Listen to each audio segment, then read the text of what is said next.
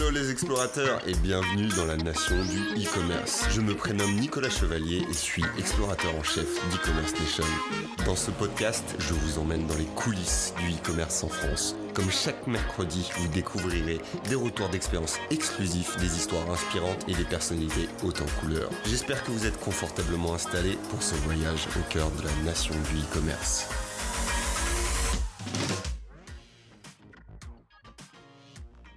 Bonjour à tous les explorateurs, je suis ravie de vous retrouver aujourd'hui pour un nouveau podcast en compagnie de Sonia Mamin, directrice des salons One-to-One. Nous revenons notamment ensemble sur les nouveautés qui vous attendent au salon One-to-One Monaco qui se déroulera du 17 au 19 mars 2020 pour fêter les 10 ans de cet événement incontournable dans le monde du retail et du e-commerce. Je vous souhaite à toutes et à tous une excellente écoute. Alors bonjour Sonia, comment vas-tu ? Bonjour Audrey, tout va bien. Super. Alors, on est content de te retrouver chez e-commerce nation pour une nouvelle interview. Et l'année dernière, on était déjà là du coup pour l'édition 2019 du One-to-One Monaco. Et à l'époque, on t'avait demandé quels seraient les challenges pour l'année prochaine. Et du coup, l'année prochaine, c'est maintenant pour cette édition 2020 et les 10 ans du salon One-to-One. Et à l'époque, tu nous avais répondu que les challenges pour 2020 étaient maintenir le visitorat qui est important du salon et également faire en sorte que les besoins des uns correspondent aux besoins des autres pour que les one-to-one puissent être encore plus efficaces et pertinents. Alors, challenge relevé à ton avis ? Oui, le challenge il est relevé. On le relève, mais on en parlera encore plus pendant l'événement et après l'événement. Déjà, on a eu, si on reprend 2019, on a eu des très très bons taux de satisfaction et notamment 69% des partenaires ont signé au moins un contrat pendant l'événement, pardon. Donc ça c'est hyper important. On attend aujourd'hui 1000 décideurs qui vont venir pendant les 3 jours et donc d'un point de vue visitorat, le challenge il est relevé. Et on a mis en œuvre en fait une nouvelle plateforme qui va permettre d'optimiser encore plus le ROI des partenaires et tout en augmentant la satisfaction client des décideurs qui souhaitent rencontrer absolument tel partenaire par rapport à des enjeux business. Donc l'objectif, challenge relevé, nouveau dispositif mis en place. On en parlera post-event Monaco pour relever les compteurs. Qu'est-ce que c'est que ce nouveau dispositif ? Le nouveau dispositif, c'est, comme tu le sais, moi j'étais avant de l'autre côté de la barrière en tant que partenaire. Et je vois bien aussi les attentes des décideurs qui constituent le marché. L'objectif, c'est d'optimiser ce fameux ROI, à la fois d'un point de vue partenaire, bien entendu, sur les enjeux des discussions qu'ils vont avoir en one-to-one avec les annonceurs, mais aussi pour les annonceurs de rencontrer les bons partenaires qui correspondent à leurs enjeux business. Ils ont des priorités, court, moyen, long terme. Et donc, c'est en prenant en considération l'ensemble de ces métriques que l'on va pouvoir mettre en œuvre ce dispositif.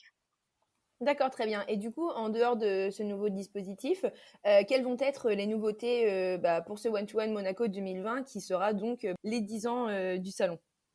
Alors, dans les grandes nouveautés, on a un gros village start-up, innovation, e-commerce, retail qui est mis en place. Qui a fait l'objet d'un appel à candidature et d'une présélection puis sélection pitch jury pour participer à cet événement 2020. Ce village startup il y aura 2 pitchs qui vont être organisés pendant les 3 jours. Au sein du village startup, tout le monde peut y assister. Enfin, chaque personne qui assistera au pitch pourra voter sur la startup qu'il préfère, qui répond à ses enjeux business ou dont il trouve que l'offre est hyper pertinente. Donc ça, c'est la première chose. La deuxième chose, c'est qu'on a dans le cadre d'un programme CEO que l'on met en place, il y a des speed meetings qui vont être organisés avec chacune de ces startups, délibération en fait de ces CEO pour élire le prix de la startup CEO. Donc en fait, 2 prix vont être délivrés pour ces startups au cours du dîner des 10 ans, donc devant l'ensemble de la communauté du one-to-one. De beaux projets à venir et des belles soirées en perspective. Exactement. Comment tu décrirais le one-to-one Monaco pour quelqu'un qui connaîtrait pas le salon? Euh, le, le one-to-one e-commerce Retail Monaco, c'est the place to be pour tous les acteurs qui sont effectivement dans ce domaine. Pour les décideurs, les C-level qui souhaitent rencontrer leurs pairs, pour rencontrer en même temps les acteurs du marché qui font le marché, pour venir s'inspirer, écouter l'ensemble des contenus de haute qualité qui va être présenté, d'avoir l'occasion justement d'assister aussi à des études de cas parmi les ateliers qui sont proposés avec les partenaires et des clients, donc vraiment de rentrer dans du concret, et puis d'être dans un environnement sympathique et qui permet d'enrichir son réseau. Très bien. Comme on l'a déjà dit, tu es directrice des salons one-to-one, que ce soit Monaco et Biarritz. Qu'est-ce que tu aimes dans ce job de directrice de salon et qu'est-ce qui te plaît le plus dans la gestion d'événements d'une telle ampleur? Parce que comme tu l'as dit, c'est vraiment the place to be pour tous les acteurs du retail et e-commerce. Ce qui me plaît le plus, c'est d'être au cœur de cet écosystème, d'être en relation avec l'ensemble des partenaires qui font le marché d'aujourd'hui, ceux qui feront le marché de demain, de pouvoir découvrir ces pépites qui ont du sens par rapport à un business que je connais aussi, mais j'ai la prétention de ne pas tout connaître, mais en tout cas qui m'éveille et et pour lequel j'ai énormément d'intérêt et de plaisir à travailler. C'est d'être en relation, bien entendu, avec les C-level, tous les visiteurs qui viennent pour les enjeux business, qui ont beaucoup de plaisir à se retrouver, qui viennent découvrir et qui ont énormément de bienveillance. Et ça fait plaisir. Super. Et du coup, comme tu l'as également évoqué, avant d'être directrice, tu étais de l'autre côté de la barrière, donc tu venais en tant que partenaire. De par ton expérience, c'est les prestataires, c'est les solutions e-commerce et retail. Qu'est-ce que tu penses amener en plus au one-to-one Monaco, de par toutes ces expériences? Effectivement, comme j'étais partenaire, je connais très bien les attentes des partenaires. Je comprends le business, je comprends le marché. Et aujourd'hui, ce que j'amène, c'est finalement, en ayant été de l'autre côté, je suis capable d'apporter, en fait, en tout cas, mon objectif, c'est d'apporter de l'innovation et de pouvoir améliorer tout ce retour sur investissement des deux côtés d'ailleurs, pour que l'événement soit un succès. Donc, il y aura bien 1000 invités cette année, Oui. mais en tout, combien de personnes sont attendues? On va être pas loin des 2000 personnes. Cette année, comme on l'a déjà dit, c'est les 10 ans du salon. Quels sont les thèmes phares abordés lors des conférences? Les thèmes phares, on est vraiment sur la façon dont les entreprises vont pouvoir reprendre, enfin les marques vont reprendre le pouvoir. On est vraiment sur une trame du Get the Power Back.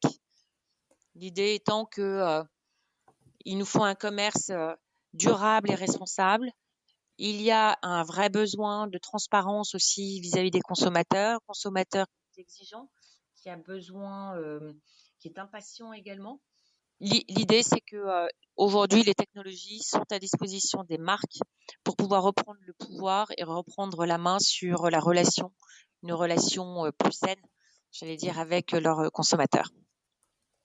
Donc, selon toi, Sonia, à quoi ressemblera le retail et le e-commerce de demain? Puisque je pense que de plus en plus, l'un ne va pas sans l'autre. L'un ne va pas sans l'autre. On est vraiment sur l'optimisation en fait des points de contact avec le client. On est sur la capacité en fait de devenir de plus en plus éthique. Mais quand je dis éthique, c'est aussi éco-responsable. Donc tout ce qui va être économie circulaire, traçabilité, relation avec le client d'un point de vue omnicanal slash tous les points de contact, tous les devices qui sont utilisés. Donc, on va être sur une harmonisation finalement de l'ensemble de ces leviers.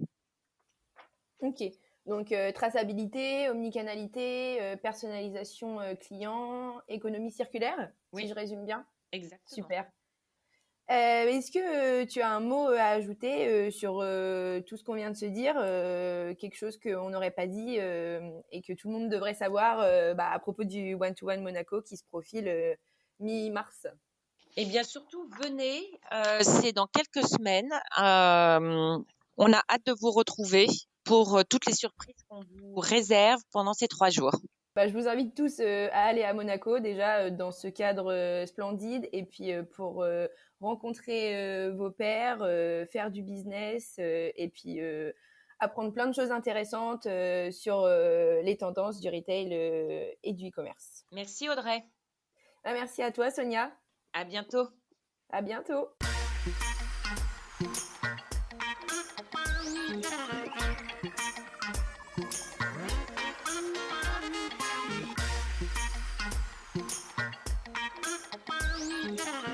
J'espère que ce podcast vous a plu. Je vous donne rendez-vous la semaine prochaine pour la découverte d'une nouvelle personnalité.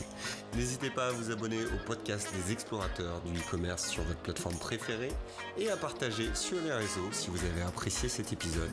À très vite pour de nouvelles aventures et n'oubliez pas que l'exploration se poursuit sur e-commerce Nation.